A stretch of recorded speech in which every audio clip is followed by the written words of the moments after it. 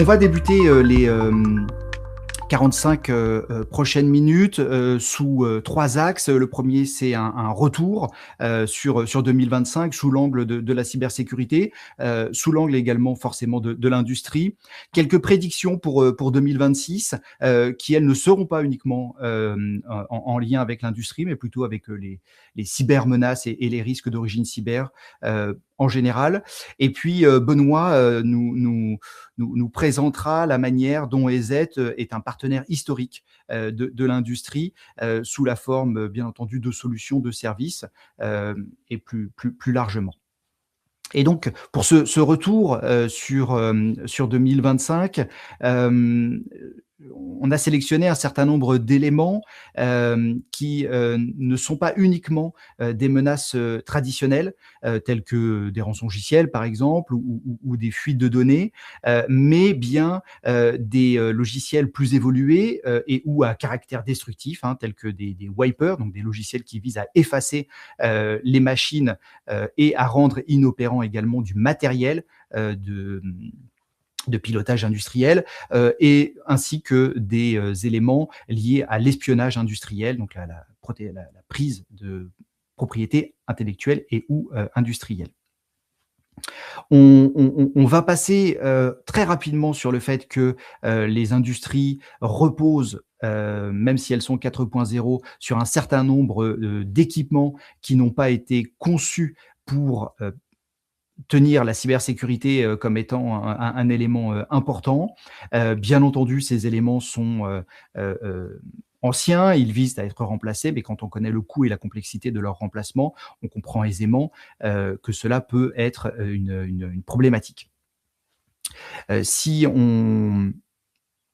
on peut, notamment dans l'univers bureautique, patcher facilement ces équipements. On sait aussi à quel point cela peut être compliqué dans l'univers de l'industrie.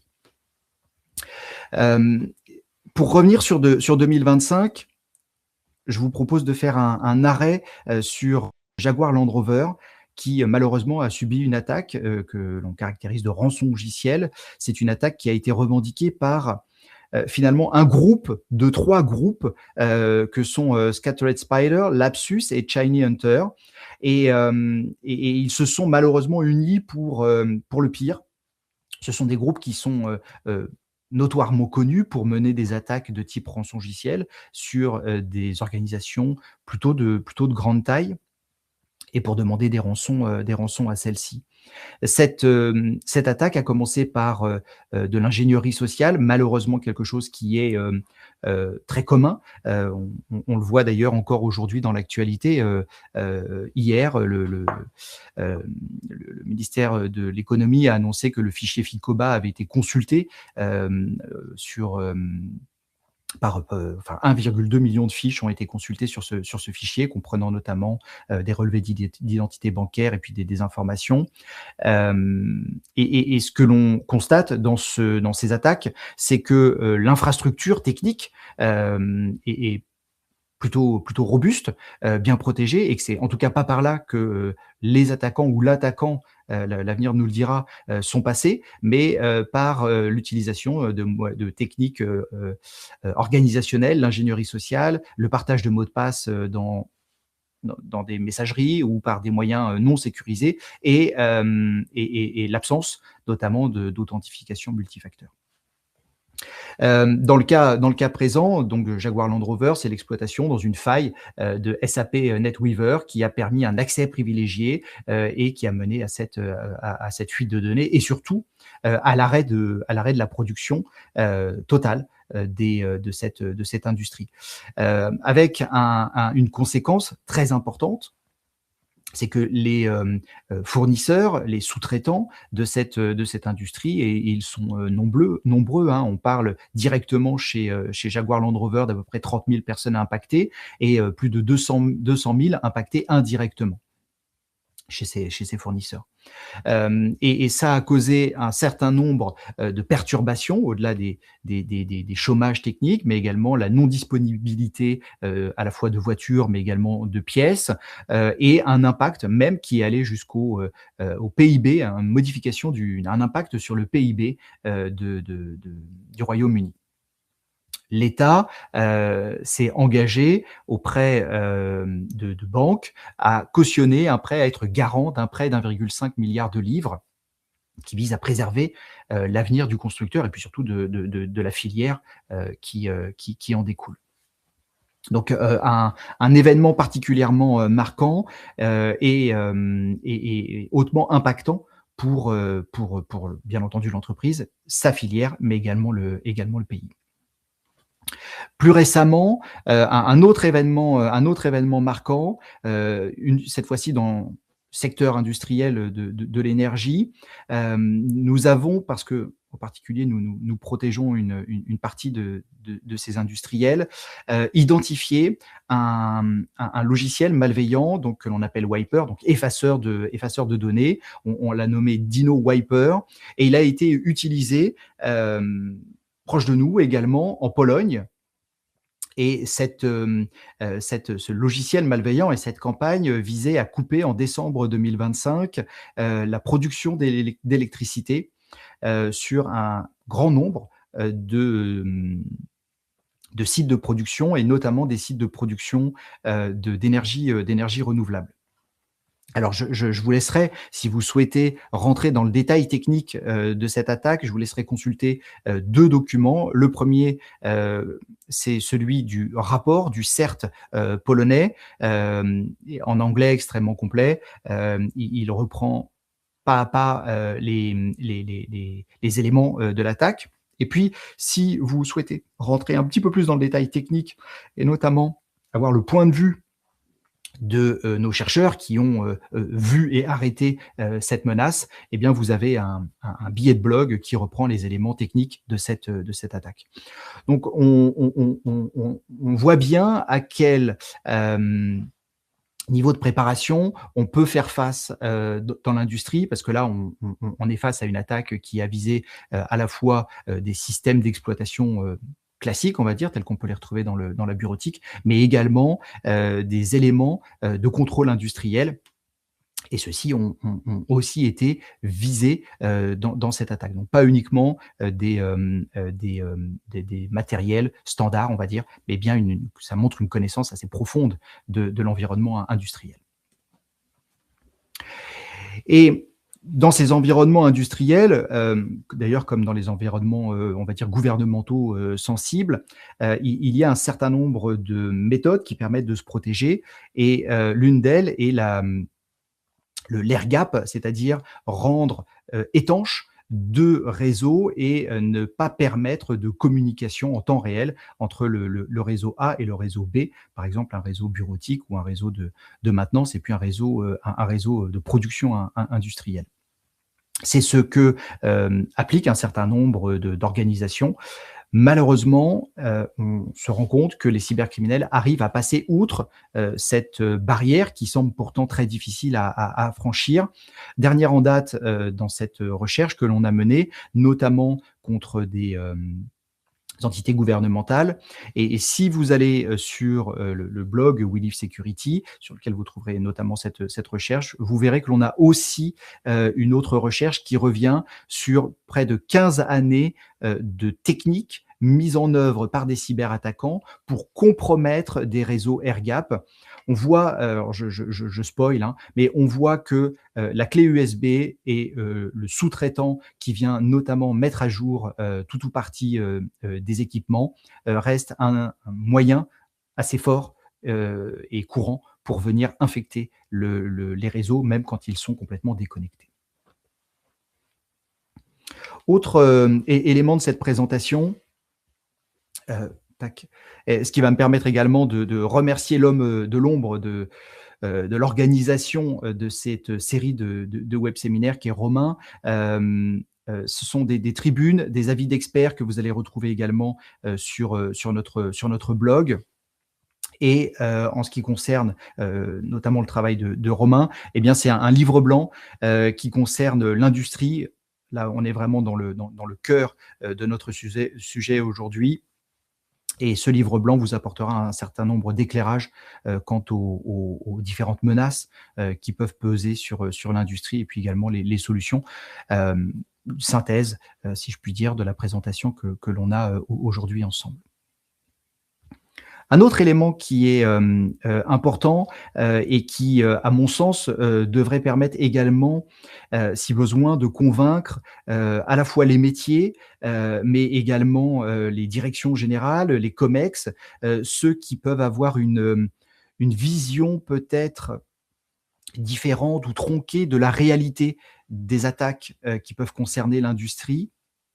Ce sont des documents, créés et partagés par la DGSI, qui alertent sur différentes formes d'ingérence étrangère et de malveillance, qui visent, le patrimoine économique et scientifique français. Dans ces rapports, vous allez avoir le détail de menaces variées, qui vont à la fois couvrir l'espionnage et le sabotage, tel qu'on a pu le voir dans les exemples précédents. Et cette fois-ci, on ne parle pas ni de la Pologne, ni du Royaume-Uni, mais bien, de cas anonymisés, bien entendu, c'est la DGSI, français, qui se sont déroulés donc, sur le territoire ou hors du territoire, parce que certains cas vont concerner, des salons sur lesquels, les protagonistes vont être soit approchés, soit, pour des manipulations, soit ils se verront remettre des clés USB ou des éléments, qui feront ensuite qu'ils seront, espionnés, et ou pénétrés par des groupes d'attaquants. Et j'ai découvert en feuilletant ces fiches mises à disposition par les DGSI, qu'il y avait également, une pratique qui était assez courante, que l'on appelle les visites publiques d'usines.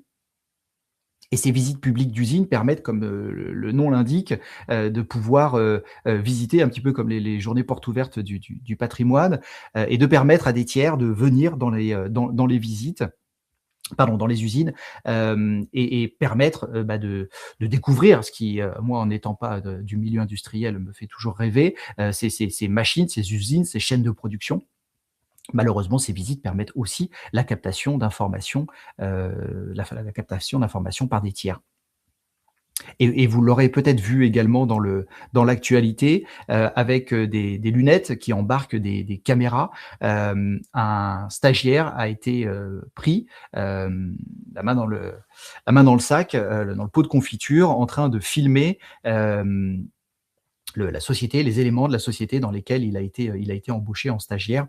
Et je pense que c'est Airbus, mais ça reste à vérifier. L'information est sortie il y a quelques jours, et je n'en suis plus sûr. Autre élément qui va, cette fois-ci pouvoir nous aider, et c'est un volet plutôt réglementaire, c'est, le groupe de travail NIS, donc, qui, travaille notamment sur, Nice 2, et qui connaît bien, pour avoir, réalisé Nice 1, les OIV, opérateurs d'importance vitale, qui avec Nice 2 vont changer de nom.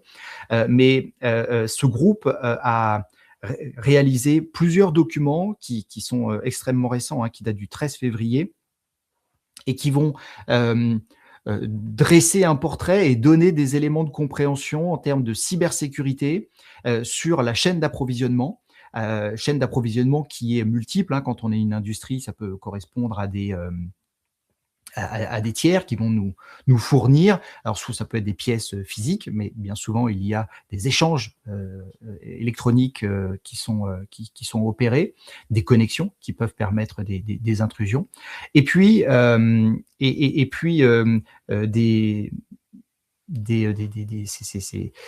ces dépendances tiers, que sont, les dépendances logicielles. Donc, des éléments à considérer lorsque l'on opère. Bien entendu, on ne peut pas être 100% souverain, qui est un terme à la mode, c'est-à-dire qu'on va utiliser des logiciels tiers que l'on ne maîtrise pas forcément, et donc caractériser et comprendre sa dépendance vis-à-vis de ces logiciels tiers est un élément, un facteur très important dans sa résilience.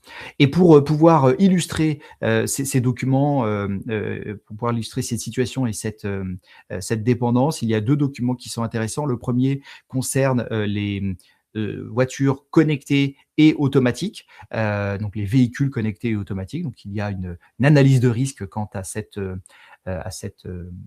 industrie particulière. Et autre industrie qui peut peut-être un petit peu plus surprendre, ce sont des éléments de détection, des équipements de détection qui sont utilisés notamment par les douanes. Et donc, il y a une analyse de risque qui est menée sur ces équipements, très certainement en direction des autorités pour les aider, elles aussi, à comprendre quelles sont les différentes vulnérabilités auxquelles elles sont confrontées. On va arriver dans la partie prédiction de 2026. Avant toute chose, sachez que les éléments que vous allez voir vont être basés principalement sur les recherches que nous menons, que vous trouvez ici encore une fois sur notre blog, et proviennent de deux types de rapports. Un rapport général sur les menaces, plutôt lié au cybercrime, donc des attaquants plutôt motivés par l'appât du gain, mais pas que, parce qu'on voit qu'il y a une fusion, un mélange des genres entre certains groupes d'attaquants habituellement attirés par l'appât du gain et des attaquants liés ou en tout cas motivés par des intérêts plutôt étatiques. Et de l'autre côté, ces fameux groupes qui, eux, sont vraiment des groupes d'espionnage, de destruction et de déstabilisation, donc des groupes affiliés avec les intérêts des États. Vous avez ici une carte qui est donc issue de notre dernier rapport sur les opérations menées par ces fameux groupes d'attaquants. Et je vais vous sortir de ce rapport un exemple. C'est notamment Plus Daemon qui a ciblé donc en juin dernier les bureaux d'une entreprise japonaise ainsi que d'une filiale d'un grand groupe multinational qui est au Cambodge. Et cette organisation est fortement impliquée dans des projets qui sont liés aux nouvelles routes de la soie. Et ils ont particulièrement investi dans le secteur pétrolier et gazier cambodgien. Et en avril 2025, la Chine a annoncé un partenariat majeur avec le Cambodge pour construire la plus grande raffinerie du pays. C'est d'ailleurs un projet qui a été évalué à 3,5 milliards de dollars US. Et dans les attaques menées par Plus Daemon, on voit une corrélation entre à la fois le choix des cibles et le calendrier des attaques qui suggère que cet acteur cherchait à obtenir une meilleure visibilité sur ces opérations stratégiques et notamment pour pouvoir se placer, pourquoi pas dans les négociations, savoir jusqu'à où il pouvait aller dans ces fameuses négociations.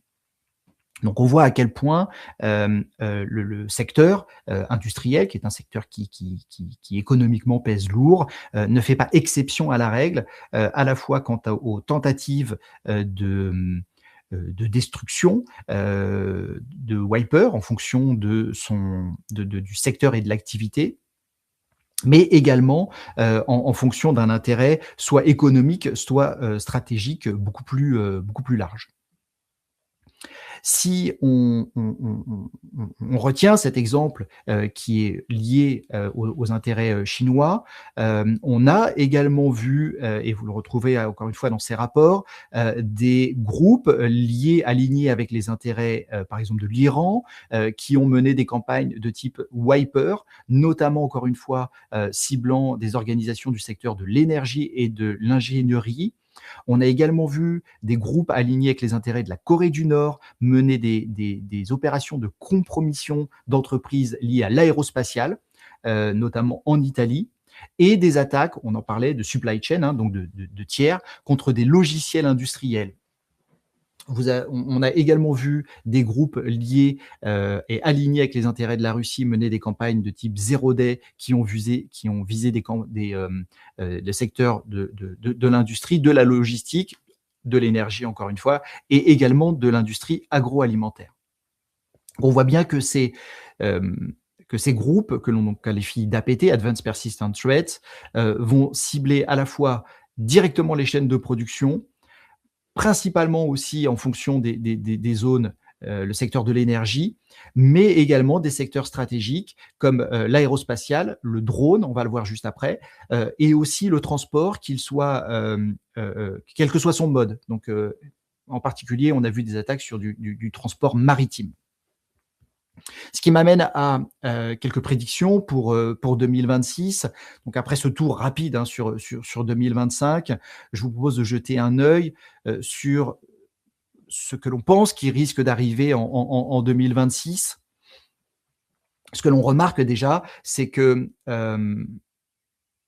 si chacun des Big Four que l'on observe, c'est-à-dire des groupes alignés avec les intérêts de la Chine, la Russie, l'Iran et ou de la Corée du Nord, a ses propres motivation et agenda, on estime que ceux alignés avec la Russie vont concentrer des efforts, notamment en raison de la guerre en Ukraine, sur des domaines spécifiques tels que l'industrie des drones. Les intérêts chinois, quant à eux, vont aussi s'intéresser à cette industrie, notamment en lien avec un déploiement massif de drones à Taïwan. Et quant à l'Iran et à la Corée du Nord, leurs intérêts vont plutôt être de moderniser leurs arsenaux et donc, comme on l'a vu en 2025, s'intéresser particulièrement au secteur européen qui fabrique ces drones. Et puis de l'autre côté, et je le disais rapidement dans la section précédente, on voit qu'il y a une modification dans l'écosystème que l'on va appeler e-crime, donc le cybercrime attiré par l'appât du gain, et les APT sous plusieurs formes. Notamment, on peut imaginer que la Corée du Nord cherche à diversifier ses sources de revenus, car les opérations qui ont été menées notamment en 2024-2025, que l'on a qualifié de faux travailleurs, donc opération de type dream job, c'est-à-dire que des opérateurs liés à la Corée du Nord se faisaient embaucher dans des sociétés, être payés pour ça en tant que système admin à distance et passer toutes les étapes avec succès de recrutement, se voyaient envoyer un ordinateur pour pouvoir travailler à distance. Celui-ci, notamment dans les sociétés américaines, mais occidentales, était reçu par une mule qui donc conservait la machine chez elle, permettait un accès à distance à celle-ci depuis une contrée lointaine, et permettait à l'opérateur donc à la fois de travailler, d'être payé pour cela, mais également de pouvoir espionner la société qui l'avait embauché. Et on a vu ces derniers temps une amélioration des techniques de détection de ces faux IT workers, ce qui fait que le régime devrait trouver d'autres moyens pour pouvoir notamment se financer et ou participer à sa collecte d'informations. Et on anticipe un retour probable sur les méthodes qui ont fait malheureusement leurs preuves, telles que sont les rançongiciels. Côté menace alignée avec la Chine, on anticipe une continuité qui est celle de s'appuyer sur son écosystème de sous-traitants privés. Souvenez-vous de la fuite Aisun, donc un sous-traitant, les informations d'un sous-traitant qui ont fuité et qui ont permis de mieux comprendre cet écosystème, qui leur fournit des éléments extrêmement sophistiqués, complexes, notamment pour pouvoir mener des opérations d'envergure, telles que l'on a vu avec Plus Demon auparavant, mais ou de l'espionnage à très haut niveau. On l'a vu notamment lorsqu'il y a eu les négociations des droits de douane avec l'administration Trump. Certaines personnes impliquées se faire pirater. Je ne pouvais pas ne pas évoquer l'intelligence artificielle dans ces prédictions de 2026. Un des premiers éléments que l'on voit comme étant un facteur de risque, c'est la sécurisation des agents IA eux-mêmes. Donc, on anticipe, facile d'anticiper cette prédiction que les organisations vont intégrer des agents de plus en plus à la fois de manière quantitative, mais également les agents seront autonomes dans leurs outils, dans leur workflow, ce qui va impliquer des nouvelles surfaces d'attaque. Et ces surfaces d'attaque vont devoir être prises en considération, bien entendu, par les utilisateurs, mais également par les sociétés qui éditent ces fameux agents. De l'autre côté, on a un questionnement sur l'ingénierie sociale qui va être amplifié par l'intelligence artificielle. Notamment, on s'en rend compte quasiment tous les jours et quand il y a des fuites comme celles que l'on voit, que l'on a vues hier hein, sur le Ficoba, le fichier Ficoba, on se dit que les attaquants auront matière pour pouvoir créer des campagnes, on va dire d'ingénierie sociale pour être plus large que juste l'hameçonnage, extrêmement qualifiées, extrêmement ressemblantes, vraisemblables et donc facilement activable. Et puis le dernier point de ces prédictions, ce sont les bots, l'IA avancée, l'automatisation et les agents l'IA agentique, qui vont permettre d'aller beaucoup plus loin, à la fois bien entendu dans la production, mais également dans l'autonomie de ces agents. Et on l'a vu aussi récemment avec OpenClaw et Boldbook, la possibilité que ces agents soient de plus en plus, bien entendu, autonomes, c'est leur objectif, mais également qu'ils aient de plus en plus de droits sur des machines pour pouvoir réaliser leurs opérations.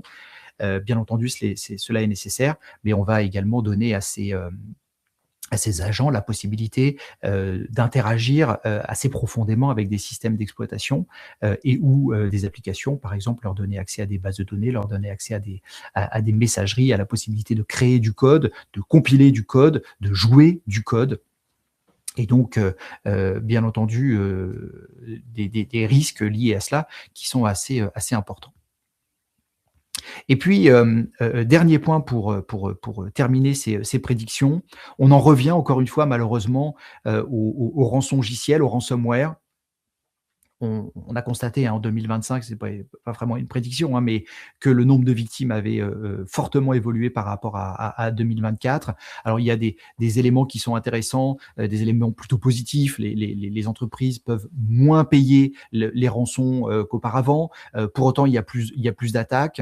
On voit également que les acteurs s'organisent beaucoup plus. On l'a vu avec Jaguar Land Rover, trois groupes qui s'allient pour mener une attaque d'envergure.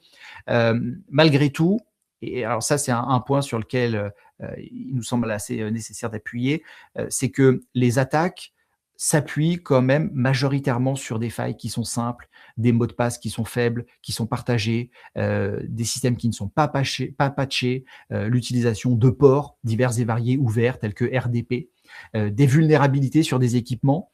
Alors, bon, le sujet des vulnérabilités sur les équipements et ou les logiciels est un sujet un peu difficile parce que on a vu, notamment de 2025 et début 2026, l'exploitation de vulnérabilités quelques dizaines de minutes après la publication notamment de correctifs. Ce qui veut dire que, et en particulier grâce à l'intelligence artificielle, les cybercriminels sont capables de déterminer quelle est la vulnérabilité qui a été corrigée et comment l'exploiter à partir du correctif, donc sans dévoiler normalement quelle est cette vulnérabilité.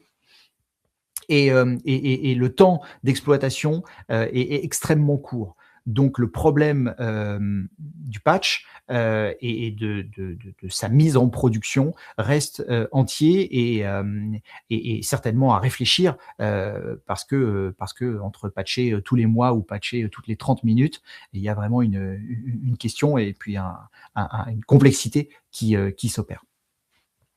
L'écosystème ransomware as a service, donc lui aussi est très actif, très bruyant, parfois chaotique. On voit bien qu'il s'est passé des choses, notamment sur Logbit, qui a été démantelé, qui a subi une violation de données. Logbit annonçait une version 5.0 de ses systèmes d'attaque. Ça n'a pas été le cas, ça a été un échec. Bon, clairement, il y a dans le paysage des groupes de rançongiciels une ambiance chaotique, des opérations de police qui viennent aussi mettre des coups de pied dans la fourmilière. Bon, il y a quand même un écosystème qui est à la fois actif, ingénieux et dangereux. Dans tout cela, il y a aussi un acteur que l'on a repéré et qui nous inquiète particulièrement parce que lui se veut très discret et est sorti du modèle ransomware as a service. Ça veut dire qu'il opère seul. Il a des techniques d'évasion, des techniques d'attaque qui sont un peu nouvelles, on va dire, hors scope, plutôt dangereuses, ingénieuses. Donc pour nous, c'est un gang à surveiller de près en 2026.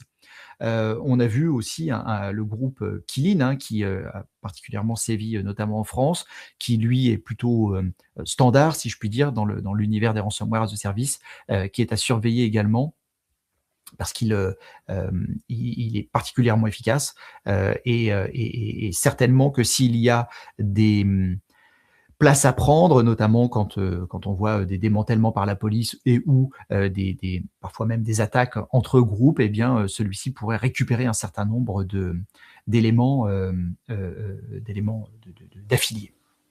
Et puis dernier point, qui est à la fois une bonne nouvelle et une demi-mauvaise nouvelle, c'est l'essor des EDR killers, donc ces outils qui servent et ou qui tentent de désactiver le EDR. Alors la bonne nouvelle, c'est que clairement, ça montre que l'EDR est un souci pour les groupes d'attaquants.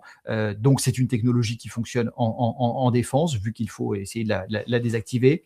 Ce que l'on voit aujourd'hui dans ces EDR killers, c'est que si l'EDR est bien implémenté et qu'il y a une surveillance des logs, c'est quelque chose que l'on anticipe, que l'on voit arriver et donc que l'on est capable de contrer et donc d'éviter que ces EDR killers fonctionnent. On n'est généralement pas sur quelque chose d'hyper sophistiqué, ce qui veut dire qu'en surveillant les différents signaux faibles, eh bien on peut les arrêter. Je vais passer maintenant la main à Benoît. Benoît, ce que je te propose, c'est, si tu l'as, c'est de prendre la main de partager ton écran avec la présentation. Sinon, je continuerai à la partager avec plaisir. Si tu peux continuer, j'avoue que j'étais resté sur Eh bien, moi aussi. Allons-y, c'est avec plaisir. Vas-y. Parfait. Merci beaucoup en tout cas Benoît pour ce panorama très intéressant et concis. Effectivement, moi je vais prendre la main plus pour vous présenter EZ et vous présenter comment un éditeur historique sur la cybersécurité peut protéger des entités à la fois sur des infra bureautiques classiques, mais également des environnements de type industriel, SCADA ou autre. Donc déjà EZ, pour commencer par le commencement, EZ est un éditeur européen dont le siège est basé à Bratislava et ça c'est très intéressant notamment puisque ça va nous permettre d'avoir une télémétrie très intéressante, notamment dû au fait qu'on va avoir des laboratoires disséminés sur un petit peu tous les continents et des laboratoires notamment à Montréal, également en Asie, en Europe et cela nous permet d'avoir notamment, comme le disait Benoît, d'avoir des chercheurs qui vont pouvoir se focus sur les groupes APT, sur les grandes techniques d'attaque, sur un petit peu tout ce qui se passe au niveau actualité malware.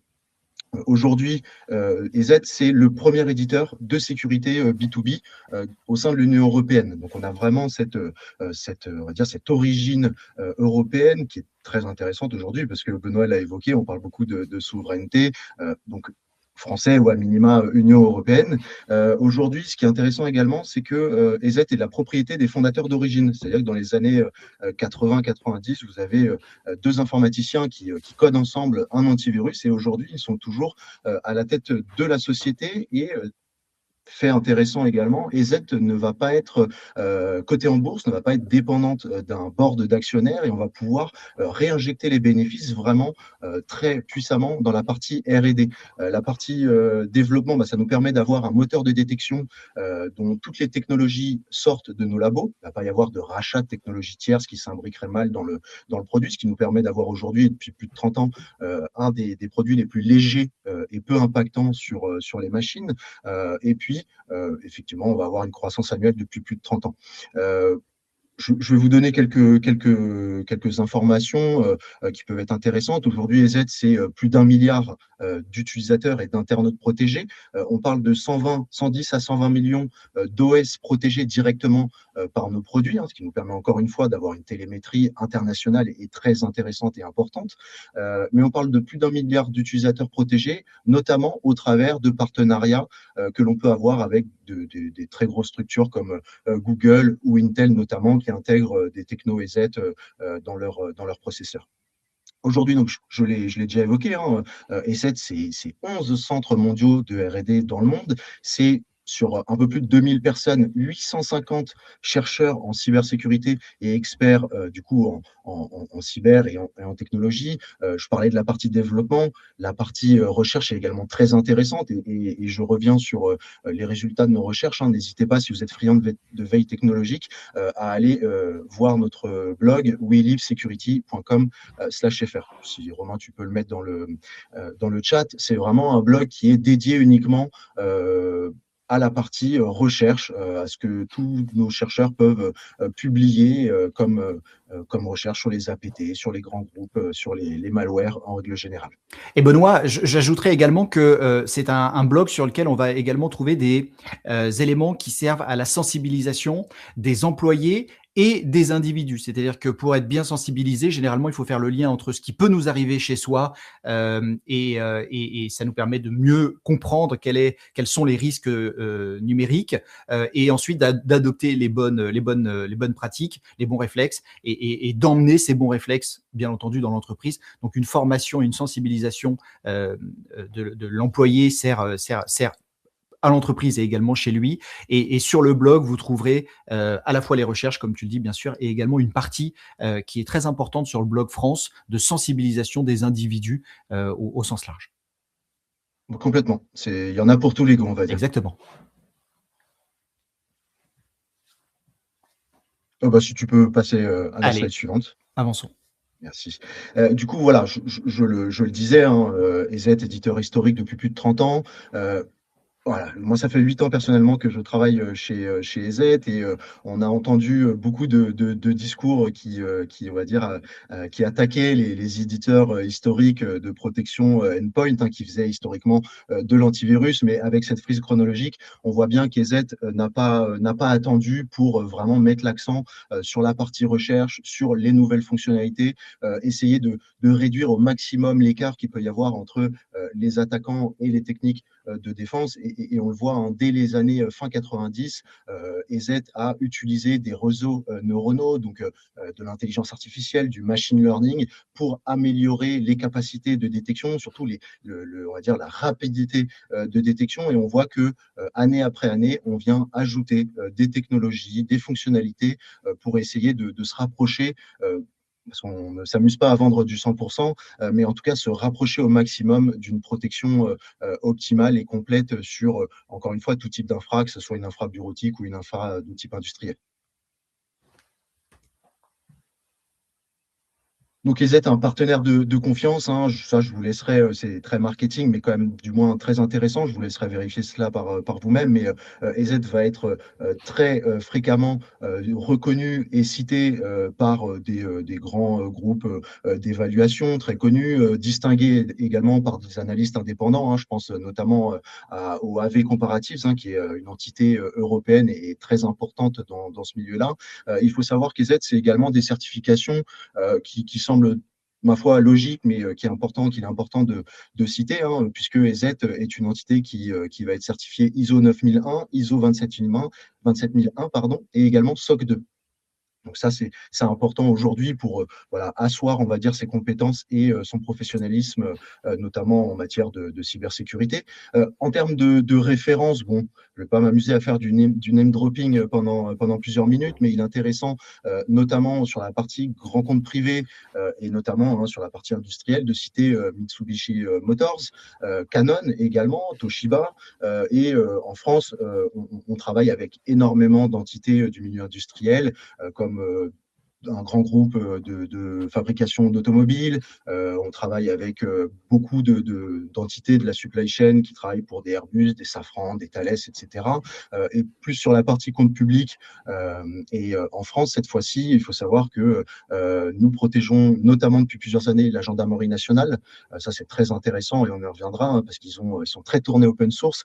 Et il faut savoir que sur les 100 000 machines qu'on protège, il y en a à peu près 80% qui tournent sous Linux. Et voilà, l'idée, c'est de vous dire que ESET, c'est protéger les infras bureautiques, industriels et sur tout type d'OS. Également, un partenaire de confiance, pourquoi? C'est qu'on va être capable de s'intégrer aussi dans des offres de protection tierces. Je pense notamment à Bertin IT, Chapvision, qui intègre le SDK, donc ESET, dans sa passerelle d'échange de données sécurisées, qui s'appelle CrossingG. Et ça, c'est très intéressant parce qu'on sait comme ça faire du spécifique. On sait s'intégrer par SDK, on sait s'intégrer dans les offres et les produits autres que nos propres produits. Également, ça, je vous laisserai regarder de votre côté, mais nous sommes très souvent plébiscités par, on va dire, un évaluateur qui nous tient à cœur, puisque c'est le Gartner Peer Insight, puisque là, on est vraiment sur des remontées clients qui font le choix de venir dire du bien ou non de leurs éditeurs. Et là, en l'occurrence, nous sommes toujours très bien notés par le Gartner Peer Insight, donc c'est très intéressant pour nous. Côté techno, là, alors je vais survoler cette partie-là, mais il est intéressant tout de même de voir comment, j'en parlais précédemment, comment ESET va venir protéger un OS, quel qu'il soit, hein, Windows, Mac, Linux. C'est au travers de son moteur de détection, ESET LiveSense, et l'on voit que l'on fonctionne sur un schéma de multicouches, c'est-à-dire qu'on va avoir toute une batterie de technologies qui vont se mettre en place et s'activer, si je puis dire, avant même l'exécution d'un fichier, pendant l'exécution de ce fichier ou même en post-exécution. Donc, c'est toute une batterie de technologies qui forment notre moteur de détection et certaines d'entre elles vont intégrer évidemment de l'analyse comportementale, mais c'est avant même d'être sur un niveau EDR, on a vraiment un produit de protection endpoint qui est complet avec un très bon taux de détection et de faibles taux de faux positifs. Tout à fait. La défense en profondeur appliquée également à nos solutions. Et pour faire un focus, puisque c'est aussi le thème du jour, sur les avantages que peut avoir ESET pour le milieu industriel, il y en a plusieurs. Hein. Bon, encore une fois, on va les évoquer rapidement. Déjà, c'est l'idée de vous dire que nous savons, et depuis longtemps, faire, notamment, et Benoît en parlait, pour des réseaux AirGapt, de la mise à jour en offline, hein, que ce soit via des outils miroirs, génération de licences offline notamment. Nos outils et nos consoles sont toujours disponibles 100% on-premise, hein, qu'on soit sur une console endpoint ou une console EDR, nous sommes 100% disponibles en on-premise. Je sais qu'il y a beaucoup d'éditeurs qui ont pris un virage pour aller vers le full SaaS. Aujourd'hui, ESET continue puisque c'est le besoin de nos clients, de certains de nos clients sur la partie industrielle ou autre. Donc, on continue à proposer des consoles on-prem. Nous savons faire également, et ça c'est important, notamment pour les industries qui seraient présentes sur plusieurs pays, nous sommes capables de faire du support technique en 24/7. Ça, c'est important. C'est l'idée de dire, OK, vous avez une filiale dans tel ou tel pays, ils ont la possibilité d'être suivis sur du support technique en anglais, mais en 24/7. Nous avons également, et on y reviendra par la suite, mais des services managés en 24/7 où nous proposons aux clients qui le souhaitent de superviser et manager la partie EDR notamment pour faire les remédiations et, on va dire, accompagner le client sur cette gestion des alertes EDR. Un autre point, et là, c'est peut-être le plus important, c'est le long-term support, puisqu'aujourd'hui, nous savons faire, sur cas spécifiques évidemment, mais nous savons faire de la garantie de support de versions obsolètes de 6 à 8 ans. Justement, Benoît, pareil, évoquait le fait de la difficulté de mettre à jour des robots, de mettre à jour on va dire des machines spécifiques liées au milieu industriel. Eh bien, nous pouvons, sur demande, garantir le support sur des années allant de 6 à 8 ans. Donc voilà. Une autre on va dire fonctionnalité, en tout cas prisée par le milieu industriel, c'est notre compatibilité, je l'évoquais plus tôt, sur la partie Linux, autant sur les desktops que sur les serveurs. Et ça rejoint le fait que voilà, nous avons une vraie expertise sur l'OS Linux, notamment sur la partie desktop avec la gendarmerie nationale, et également sur la partie serveur, où là, plus largement que l'industrie, mais nous protégeons des cloud providers, des éditeurs de logiciels, entre autres.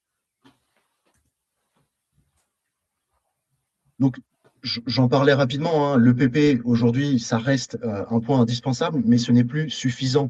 Forcément, on l'a vu depuis 6-7 ans, l'EDR s'impose de plus en plus, avec forcément une évolution qui va être plus ou moins rapide selon que l'on ait les budgets, selon qu'on ait les compétences humaines pour s'en occuper, mais c'est en tout cas devenu un incontournable, bien que la protection endpoint reste le socle, la base indispensable.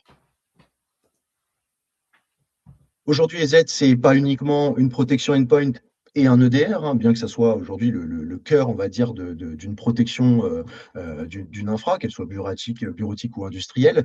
C'est vraiment une plateforme. C'est vraiment l'idée d'avoir un maximum de fonctionnalités pour, on va dire, uniformiser sa sécurité autour d'un éditeur européen de confiance. On le sait, l'ANSSI, depuis plusieurs années, préconise de ne pas mettre tous ses œufs dans le même panier.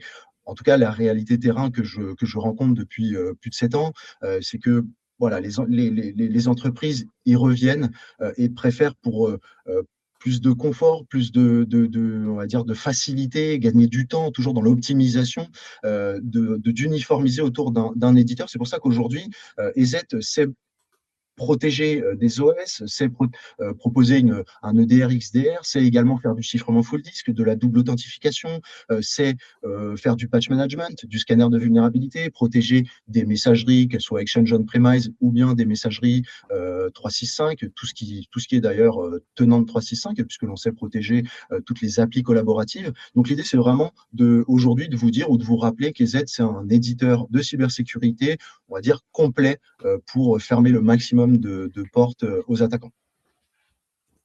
Un point également que je rajouterais avant cette slide, c'est que EZ, c'est un éditeur de solutions, mais c'est aussi un acteur plébiscité sur la partie threat intel. Benoît en a parlé, j'en ai parlé également, nos chercheurs, etc. Il faut savoir que nous avons une offre de CTI, hein, de Cyber Threat Intelligence, qui est très prisée, notamment par des entités étatiques, l'ANSSI, entre autres, etc.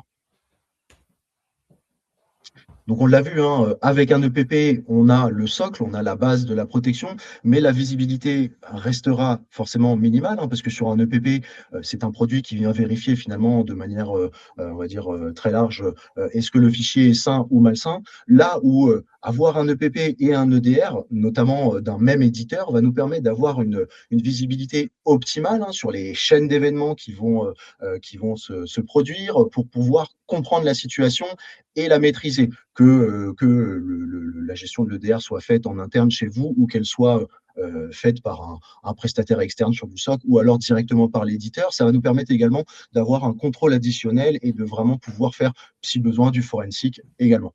Sur cette partie service et accompagnement, ça c'est très intéressant parce qu'aujourd'hui, l'EDR, on le sait, ça reste un produit, c'est pas un produit miracle, hein, c'est pas un produit qui finalement se gère tout seul, c'est un produit qui demande du temps, des compétences, qui va demander potentiellement de recruter une nouvelle personne spécialisée dans la partie cyber. Et on le voit, hein, les cyberattaques ne se limitent pas aux heures ouvrables. Les attaquants, ils vont plutôt pénétrer un réseau, voir où ils sont, augmenter leurs privilèges, etc. Et puis lancer leur charge négative, lancer le ransomware par exemple, un vendredi à 19h, comme ça ils savent qu'ils ont tout le week-end pour travailler tranquillement. C'est pour ça qu'aujourd'hui, nous vous proposons notamment de dédier cette partie gestion, dédier votre sécurité à des experts avec en se rappelant bien qu'aujourd'hui, on va dire une cybersécurité optimale et les services ne sont pas limités à des grands groupes, à des sociétés avec des centaines de milliers d'euros de budget, puisque aujourd'hui, dans notre offre, nous sommes capables à partir de 25 machines, de proposer un niveau élevé de protection avec de la protection endpoint, de l'EDR et également du MDR. Avec un premier niveau où en fait, on va intégrer directement, on va se brancher à votre console cloud EDR et qu'on va brancher à notre SIEM soir directement en Slow Slovaquie pour voilà, gérer avec de l'IA, du machine learning, on va dire, tout le bruit, tous les logs que peuvent générer la partie EDR. Et derrière, vous allez avoir des humains qui vont regarder dès qu'il va y avoir des corrélations, dès qu'il va y avoir des IOC, des indices de compromission qui vont clignoter. Donc, il y a quand même une partie expertise humaine aussi très importante dès ce premier niveau de MDR. Il y a un point, qui est important, Benoît, aussi dans le service MDR, c'est la relation humaine et le fait qu'on s'assoit à côté du client pour comprendre son fonctionnement et pouvoir agir avec lui en fonction de ses instructions. Est-ce que tu peux peut-être nous détailler le service TAM et la façon dont ça fonctionne? Ouais, bien vu, Benoît. C'est vrai que c'est un point important, un point important de cette partie-là, c'est que aujourd'hui, EZ en France, c'est tout un catalogue, des solutions techniques, etc. Mais c'est aussi de l'accompagnement et un service humain, j'ai envie de dire premium, hein, puisque notamment sur cette partie MDR, nous sommes capables de vous mettre à disposition un technical account manager qui vient en fait se poser à côté de vous pour répondre à vos potentielles questions, hein, puisque évidemment, lorsque nos clients souscrivent à un niveau de service MDR, on ne vient pas les empêcher de s'occuper de l'EDR, de regarder ce qui s'y passe, de regarder ce qui est fait en termes de supervision, de rémédiation.